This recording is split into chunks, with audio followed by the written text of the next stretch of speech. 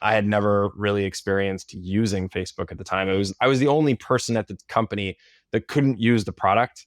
And so I had to go into this interview not really knowing what it was. He used to spend, I remember, hours on end taking notes on what his vision for different features of the product would be. And they were very detailed, extremely detailed.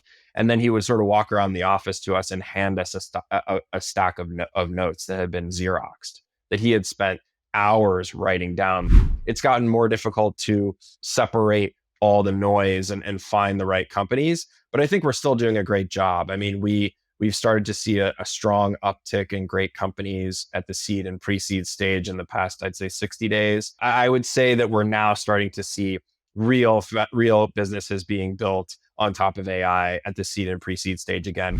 I would say that the family has always, on my father's side and my mother's side, I would say what overrides as a theme is curiosity. We have strong curiosity in the family. We have curiosity around how things work, how people conduct business, how that is who we are.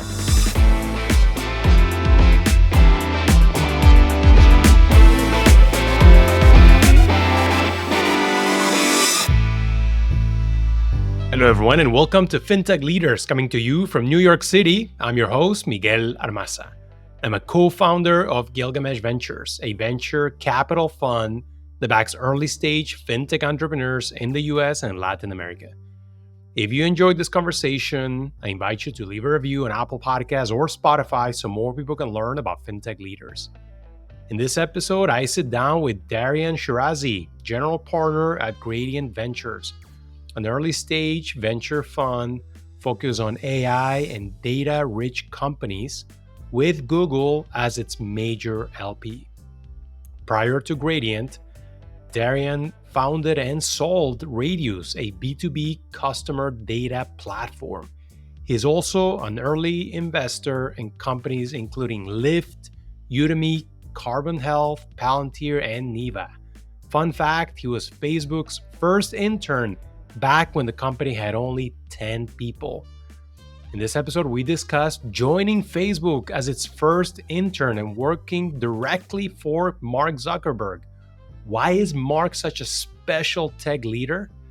Gradient's 3 different strategies to invest in AI, why the future of AI development will be exponential and not linear, the incredible story of how Darian's family had to escape Iran and rebuilt itself into one of the strongest tech families in the US, and a lot more. All right, Darian, thank you for joining. How's it going? Good. How are you? I'm excellent. I'm delighted to welcome you for an episode of Fintech Leaders. I think you have an interesting story and we have a lot to learn from you. Right off the bat, I want to start by hearing about your experience at Facebook. I mean, today Facebook has, I don't know the number, but I wouldn't be surprised if it's close to 100,000 people, maybe more. But you joined when there were single digits, 10 people, 9 people? Yeah, there were maybe about 10 to 12 folks at the time. It was the early part of 2005. I was just about to graduate high school, but it was a young company. I mean, no one really knew that it was going to become the juggernaut that it is today. So it was definitely a fun time. I remember my interview with Mark and Sean Parker at the time was on the roof of the office because they had set up a makeshift barbecue area that was above World Wraps, which was like kind of a not so great restaurant in Palo Alto. It was a fun time. I mean, there was a ton of graffiti in the office. I was 17, so I was a little bit daunted by the weirdness. I felt weird, but it felt cool. I had never really experienced using Facebook at the time. I was the only person at the company that couldn't use the product. And so I had to go into this interview not really knowing what it was. And Looking for. they were really at the time looking for just smart people, engineering talent. I think people forget that during this time, in 2004, 2005, if you were a very, very good engineer, you just went to Google. Like it had just gone public. It was a company where all the best engineering talent flocked to. toward. And in a startup's case at that time, it was actually kind of challenging to recruit, especially because a lot of engineering talent sort of had gotten burned by joining startups in the dot-com boom. So if you were a new Stanford or Harvard or MIT or Berkeley computer scientist at the top of your class, you probably were looking for Google stock units over startup equity that wasn't necessarily real or valuable yet. Not to mention that social networking, it was unclear who the winner was. In fact, at that time, MySpace seemed to be the winner. And it was also kind of depressing the day that MySpace got bought. We were all in the office. We found out that MySpace got bought for 580 million. And they had 80 million users at the time. We had maybe 2 million users, and people were doing math on like, okay, well, what's Facebook worth on that comp? And this is one of the reasons why I don't really trust comps, especially for category defining companies anymore, because that comp ultimately was silly because the value of Facebook exceeded the MySpace valuation very, very quickly thereafter. The users were more engaged. The product sense of the founder was much stronger than MySpace. So I can't say I was an incredibly good engineer, but I got done what needed to get done at the time and worked on a bunch of different projects. I was also extremely young and sort of didn't realize how special the time was. I don't think anyone really realized how special it was at the time. But looking back, when you have hindsight, you really realize that Mark was a 1 in a billion founder. He had an extremely strong product sense. And I think he was very, very good at doing what was best for the company and not really being too emotional about like being pulled in different directions by what competitors or investors or other people wanted. And he had surrounded himself with really top quality people, which is a key thing as a founder when you build a company. You mentioned that he still is obviously a top product guy with a great sense of where he wanted to take the company. What do you remember about your time working directly for him, with him? What did you learn from him? Yeah, I think a couple of things is that he was extremely thoughtful about customers. We call them users. In consumer, you probably call them users. On enterprise, you call them customer. He was extremely thoughtful about what they would want and what product features they cared about, and also how the concept of bringing on your friends, the more friends you had on the platform, the more engaging and valuable that it would be. There were a lot of things that we could have done also. We could have introduced payments early on. A lot of people wanted to do that. We didn't do that. We focused more on photos. We focused more on events. We focused more on social experiences than we did on monetization, which was an extremely smart value proposition for the user base. I think that what I learned is that he spent an extreme amount of time thinking about the user, thinking about the customer, and being curious about what they would want and what was most important for them in the context of building a great company. He used to spend, I remember, hours on end taking notes on what his vision for different features of the product would be. And they were very detailed, extremely detailed. And then he would sort of walk around the office to us and hand us a stack of notes that had been Xeroxed, that he had spent hours writing down, like what mini feed looked like inside of the profile, or what the news feed had to be visualized as, or what a photo tag when the box around people's faces first came out, what that had to look like. And then also the intentionality around how he was collecting data to make the product better 5 years from now, right? Like photo tagging, for example, eventually that ended up being a very good way to train a face recognition algorithm and automatically detect people's faces in photos very far down the line. His sort of intuition around how to build those product features was extremely strong. And so I think I learned that really empathizing, not necessarily listening, but empathizing with your customer is the paramount objective of the CEO of a company, especially a product-driven company. And so when you really put yourself in the shoes of that user or of that customer and thinking about what they would want and how to execute on building the right product for them that will be engaging, that's how you really build a great company. And there are so many distractions, so many opinions that will come your way as CEO. And this is something that ultimately I think I was not nearly as good at as Mark at, was the distractions as you scale a business get worse and worse and worse. And it gets exponentially more difficult to listen to your own thoughts around empathizing with the customer that you sometimes lose sight of what's important very quickly in a company. And so I think that was what I definitely learned. But I'll never forget that, hey, here's my latest notes on this feature or that feature. And I hope he's still does that to this day, because his thoughts articulated down in notes were what made the product special and what made the end result extremely special. So I learned about that and his empathy for the customer. Yeah, watching his latest interviews, it seems that he's still very plugged in with the company, especially the project that he thinks are going to take the company forward. And I think it's because of genuine curiosity, right? Like the interviews are extremely interesting. Like it, and the strategy that Meta has employed around AI, I think, is very clearly going to win. I think there will be closed source and open source AI, but I think that open source AI as being the tip of that spear, I think that's extremely interesting. And his curiosity around that is quite strong. Not to mention the team there is extremely engaged and curious. I also definitely appreciate how much enablement has come from the open source strategy to the startup community. I think in the past 15 years, startups in general have lacked a lot of core innovation. During the mobile era, like the emergence of Uber and DoorDash, I mean, yeah, it's nice that these services are available, but they're not hard technology the way that the creation of the internet or the creation of the transistor or the creation of semiconductors was in the past. And I do like how Meta is harking back to the Silicon Valley roots of like, hey, we need to do core innovation, real technology development. And we're seeing that across all big tech and small tech, is that we're really getting back to researchers being the core initial founder and people that understand technology rather than someone that's going to enable delivery of food or items on mobile. And I think that aberration that we saw during the mobile era is very different than the previous super cycles in Silicon Valley. PhDs are back in vogue. I don't know about PhDs. I prefer PhD dropouts. So someone who just like was too not academic enough to write the dissertation, but did all the work. Those are usually founders I like to work with.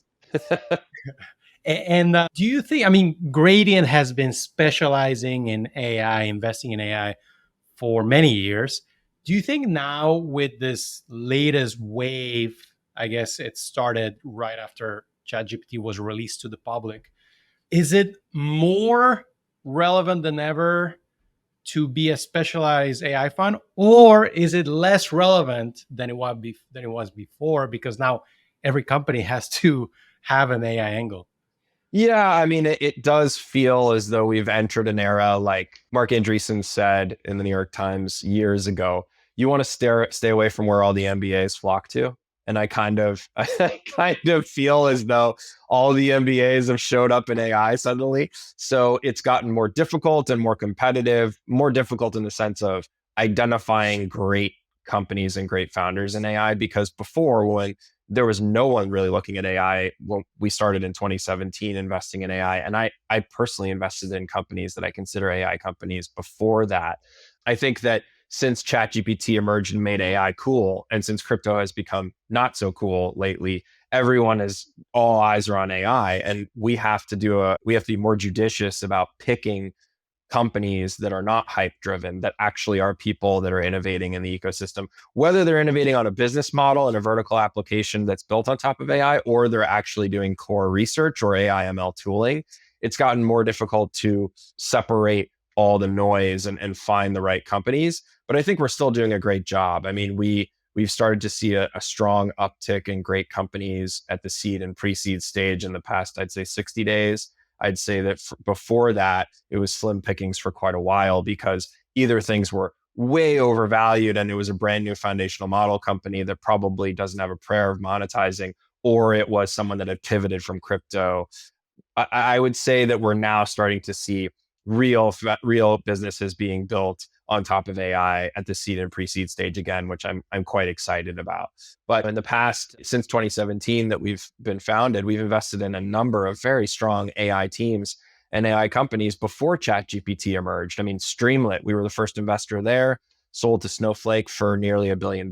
We were the first investor in Lambda Labs, which has ended up being a massive GPU cloud vendor. I think we've been prescient in like how we've seen the emergence of AI in the world, and now ChatGPT and some of these foundational model businesses and companies and products have allowed them to be sort of ubiquitous. Like everyone is embedding AI into their workflow and into their daily lives, which is great to see, and it makes us feel like we saw it before everybody else. But I think we've got the next 20 years to really continue to invest in category defining companies that can be bigger than Lambda, bigger than Streamlit, and bigger than a lot of the companies we funded. And I guess there's a spectrum when it comes to AI companies. There's companies like OpenAI, right? They're doing the foundational research, or even NVIDIA providing the hardware. But then there's companies more on the other end. I think that's where most fintech companies are. It's you have a business model, and to deliver that service, some of your processes are AI enabled, right? Mm-hmm. Does that also fall within your category? I guess our co-investment in Niva will fall more within that world. How do you think about that? Yeah, I think we're looking at three categories of companies. I think the category one is AI ML tooling, which is a horizontal play. So we've invested in companies like Last Mile AI or Cake AI or Stack AI. These are businesses that allow others to build AI applications, whether it's enabling RAG, enabling Graph RAG, enabling AI ML in your infrastructure, or it is some level of workflow tooling, or it's improved training capabilities or synthetic data generation. Those are sort of horizontal investments. Then the second category that we look pretty closely at is low gross margin businesses that can be replaced by AI agent products. So a good example of this is we've invested in a company that's still in stealth that's using AI agents to move you from one software solution to another. So let's say you're on Salesforce and you want to get off of Salesforce and move to HubSpot CRM. They will write the code with an AI agent. They will build the training plan for your employees. They will give you the implementation workflow on how to move from one software solution to another. That's going to be something that I think Accenture and Deloitte will want to resell, so they don't need to hire consultants to actually do that work. That's the second bucket, is those low gross margin businesses that can become high gross margin with AI agents. And then the third category is going to be new disruptive vertical applications. So a new marketing automation solution, a new form of workplace collaboration, or anything, or Niva, automation of know your business within the international ecosystem, because matching business data is easier with LLMs. So those three categories are really where we're looking. We're not looking at new foundational models because we think that will be commoditized, or that will be provided by a mixture of large incumbent tech or open source enabled by incumbent tech like MetaStrategy. So I say that that's really where the focus of the fund has been, kind of has always been, and where we've succeeded. Yeah, on the point of the foundational models, I was looking at that. I was watching the talk of Eric Schmidt that was unfortunately taken down, but I caught it before it was taken down. And he was talking like the numbers that are being discussed by these companies, they're astronomical. I think he mentioned that OpenAI might be thinking about raising an additional 300 billion in the next few years. How do you think about that part, right, of the kind of equation, which is a lot of investment, and also the requirements for energy consumption? Right. I do think, okay, so 2 points here. I strongly believe that investment in AI ML infrastructure will continue to exceed expectations. And the real reason is there was an assumption that there would be a plateau in the capabilities of these models, that basically we're going to run out of human generated data. I now believe that a lot of these models will be trained more on synthetic data than they will be on human created data. It'll be a mixture, but we're starting to see that synthetic data generated by an existing model. So you can generate synthetic data from GPT-4, use it to train a new model. That concept is something that will require a large amount of compute, because you can generate almost an infinite amount of synthetic data. So I do believe that as we train larger and larger models, we're going to need more compute. And also, as more and more applications require inference, we're going to need more and more GPUs as well. So I continue to believe that there will be significant infrastructure investment, not to mention that the comp that a lot of people are making is that slide from the Co2 deck that talks about, oh, NVIDIA is like this era Cisco. I don't really think that's the case, because I think that the compute requirements are going to be exponential. They're not going to be linear. And so you're going to see even more investment by a lot of these companies in that. As far as power, that's where the innovation actually needs to happen next, right? We got to figure out a way to have renewable sources of energy. We have to figure out how to scale those renewable sources of energy.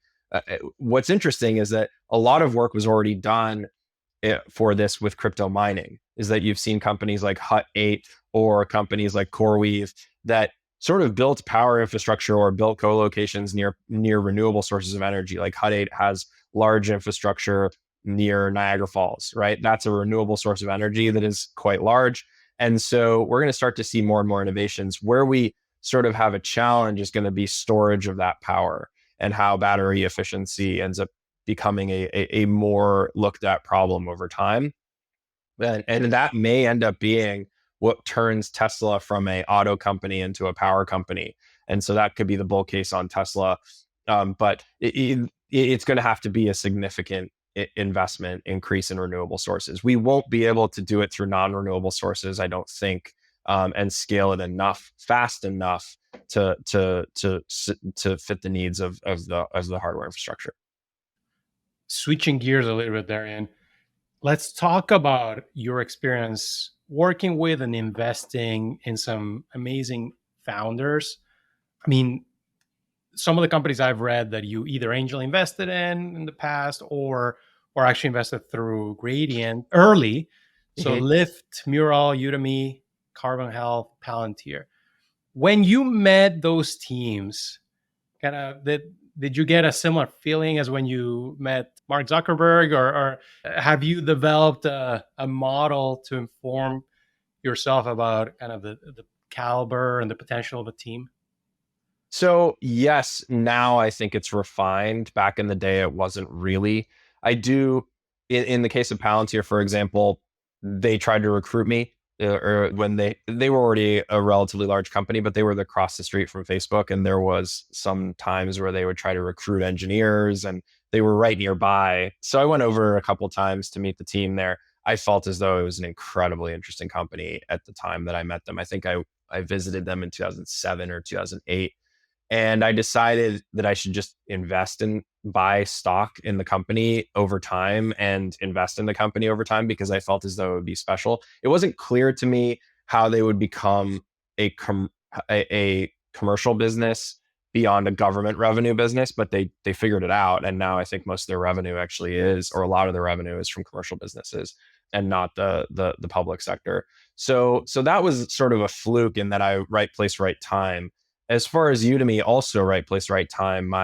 One of my college friends was Gagan Biani, who met Aaron Bali through some Turkish entrepreneur network, and he connected with me, and I invested in the company quite early. I advised them, helped them put together their pre-seed round, and I started to realize at that time that this investing thing is easy, which was the entirely wrong takeaway. Because after Udemy and after buying Palantir stock and after buying some of these other companies, investing in these other companies, I started to think that it was easy to do. And then I lost some money on bad investments. And you start to really quickly realize that it's the code of the founder at the early days. And I'm plagiarizing Mike Moritz there.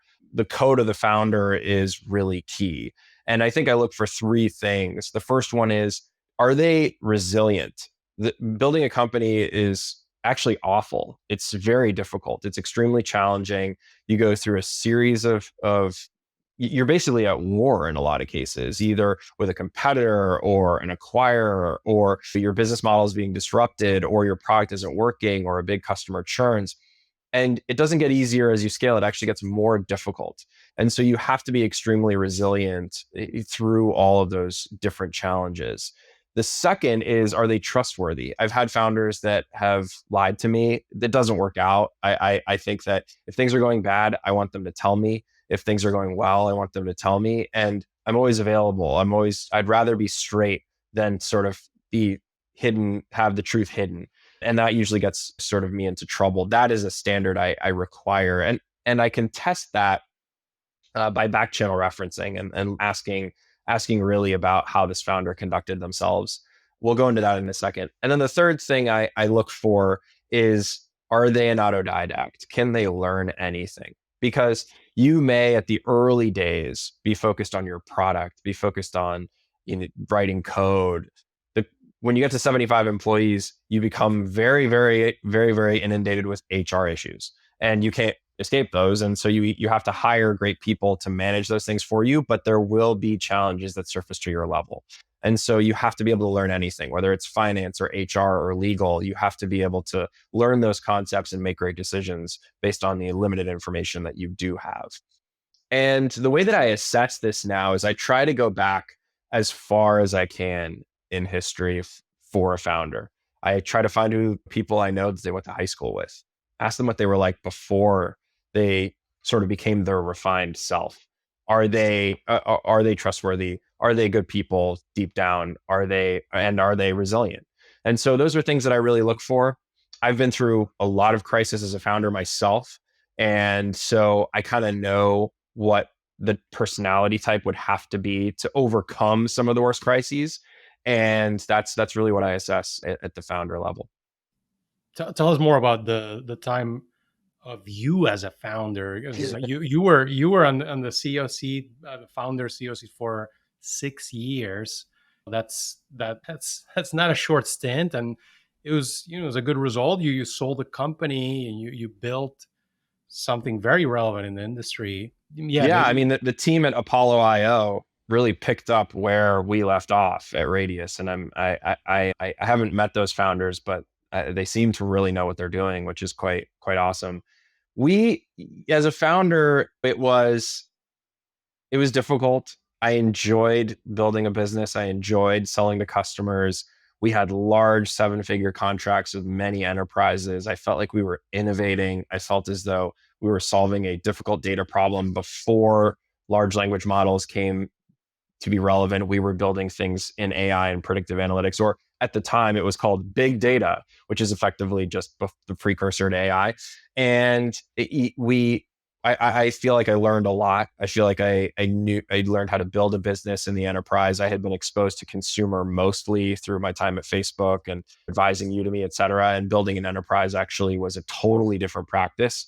It was much more around living on a plane, interacting with customers face to face. You had to really hone in your marketing messaging. Explaining B2B concepts is much more difficult than it is building a consumer product that people use daily. So I learned a lot of these new things that I hadn't been exposed to before. And I also was exposed to extreme crisis. I mean, the business, while we did sell it, we actually had an acquisition term sheet that we signed with Salesforce to sell it for a much larger number. And basically Salesforce walked away from the deal and kind of screwed us. And we turned away a growth financing to sell the company to Salesforce. And Salesforce was one of our largest investors, and they were extremely unethical, and they basically destroyed the company in a lot of ways. And so I'll go into that story one day, but it has been useful to see how the cultures of different big tech companies really vary. Like I consider Google to actually be a very ethical place, having been somewhat loosely associated to the company. Facebook as well, or these are ethical businesses where they believe in technology, they appreciate technology, they appreciate creativity. And I saw the dark side of Silicon Valley, I think, in how Salesforce treated us through that acquisition. And that crisis, the day that they walked away from the deal, I mean, it was sort of a deer in the headlights moment as a founder. Like, what do you do? We had already sort of they had interviewed a lot of the team. The team was aware of the deal. Like, how do you come back from that? And when you're running out of cash and have 30 days of runway because you turned away a financing with the assumption that you were going to sell the business, how do you recover from that? And I consider it to be the most devastating moment in my career. I mean, I put my heart and life and soul into my company. But it made me, now that it's been 7 years since that all happened, I feel like I have a strong sense of empathy and a strong sense of understanding of how difficult it is to be a founder, successful or unsuccessful. Regardless, is that a lot of this has to do with luck. A lot of it has to do with right place, right time. And so you can solve for a lot of the issues around finding great founders, but then you also have to appreciate the challenges that they go through and work with them through those challenges. So that's something I think has become sort of my superpower. It also makes me less appreciative of the VC job, because as a VC, you can spread your risk around many different potential opportunities. It's a much easier job to be a VC, which is why one of the things that I hate seeing is VCs in board meetings getting angry at founders when they have a portfolio strategy. They can just move on to one of their successful companies. And so the only time in which I have disdain for a founder is if I feel like they've lied to me. Other than that, I think it's important to work with founders, whether they go through a successful exit or not. And those references ultimately come back to help you in your career as an investor. So I will say that because of the crisis I've been through, in hindsight, it has made me a much better partner to founders, especially in the AI space. Oh, no doubt. And I think it's a little bit going to your point about having empathy for your customer, which is what Mark Zuckerberg had. I mean, VCs need to show that as well for their founders. Yeah, yeah. I think the Salesforce Tower for you is probably like the Tower of Mordor these days.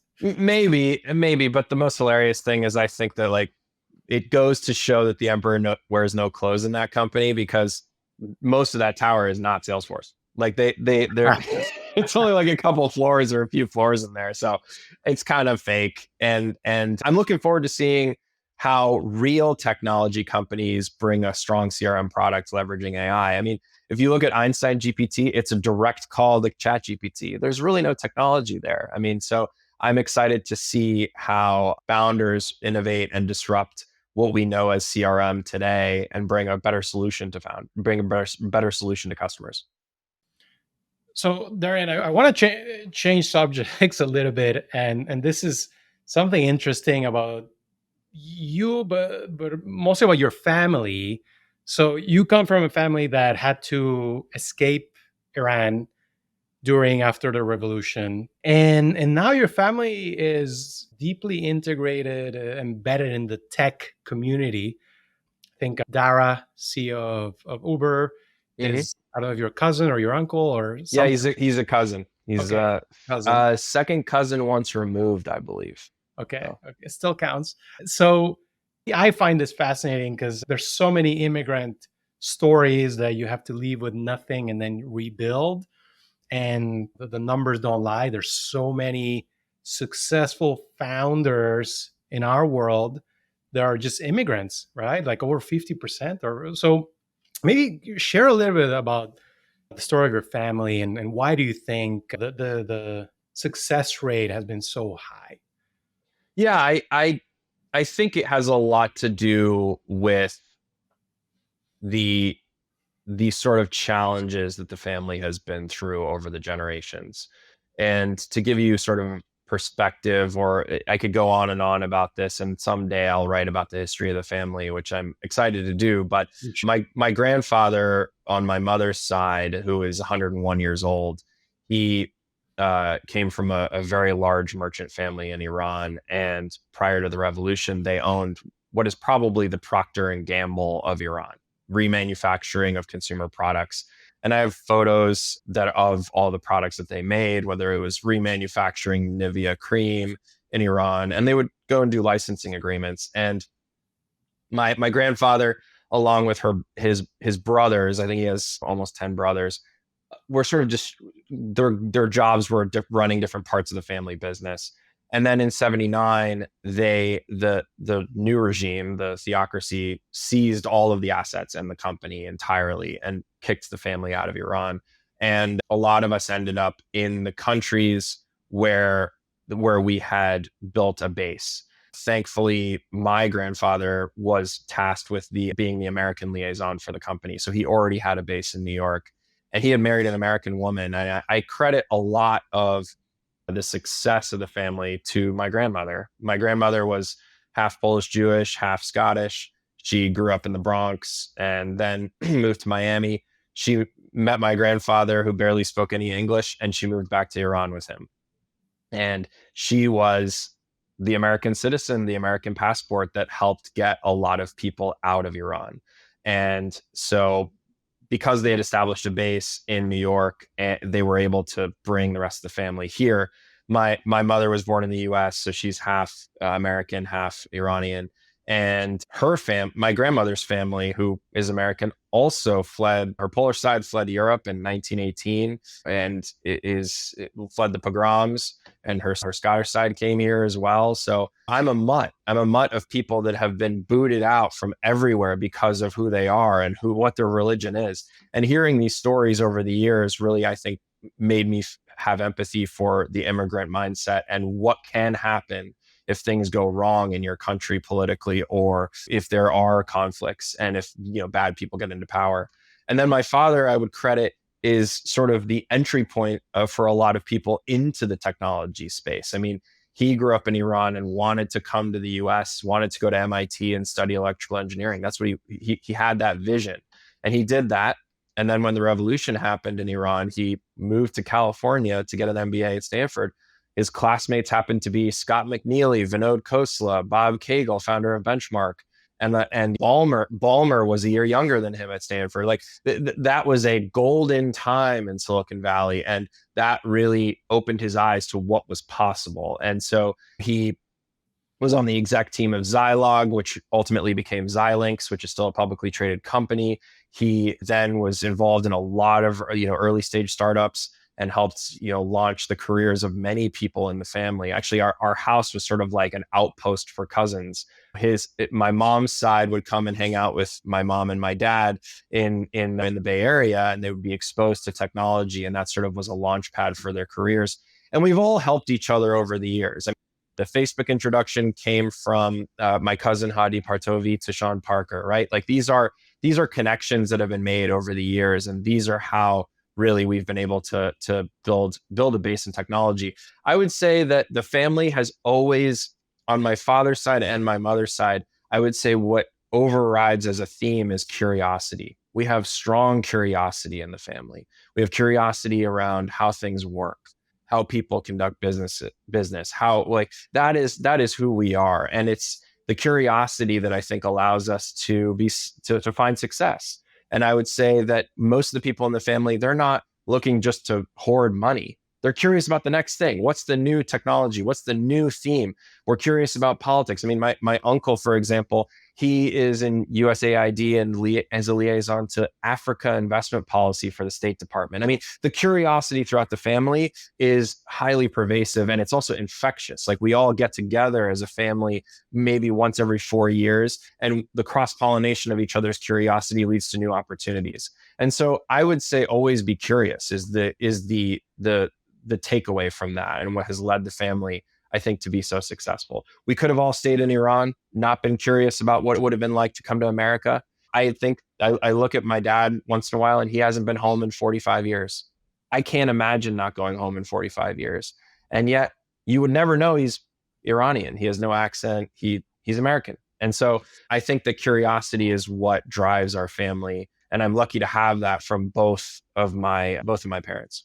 That's amazing. Yeah. And I guess they built a new home, and it's the curiosity. But what I also hear in everything you're telling me is like it's supporting each other. Some families, some cultures are better at it than others, but it really comes through in that story. So thanks for sharing. I thought that was fascinating.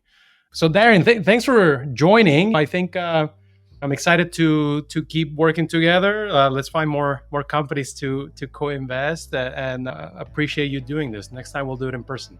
Sure thing. Thanks for having me. Thank you.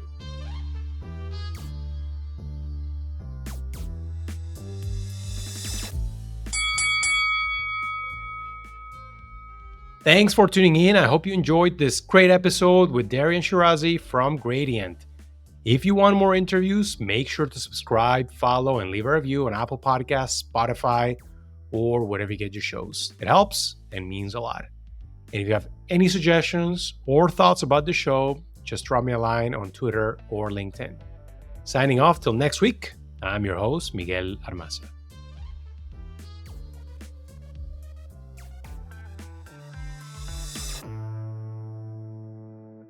The Fintech Leaders podcast is for informational purposes only and should not be considered financial or investment advice.